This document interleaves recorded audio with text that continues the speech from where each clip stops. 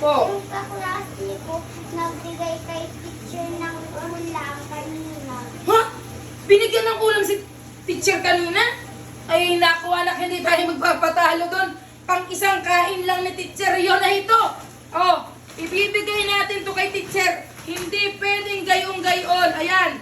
Oh, 10 kilo. 10 kilo, 5 kilo. Oh, meron pa dito. Dinurado. Ewan ko na lang kung hindi umabot ng 1 buwan ito kay teacher.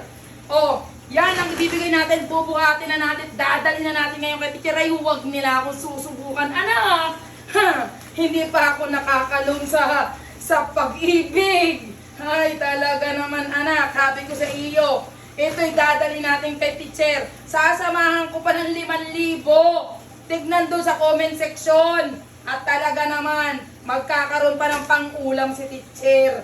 O, di ba? Sabi ko sa iyo, anak, huwag tayo, di tayo magpapatalo. Ulam lang yung kanya. Sa atin, pang 1 buwan ng kanin. Bibigyan pa natin ng pang-ulam. Ha? Dadalhin natin to kay teacher. Ay, sabi ko sa iyo, anak, hindi pa tayo nalulubog sa utang, ha?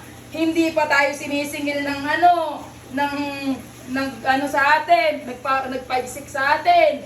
Ay, bagay-gayan, ay tayo hindi pwedeng magpatalo ng gayong-gayon lamang. O, dadalhin natin, tara na. Okay.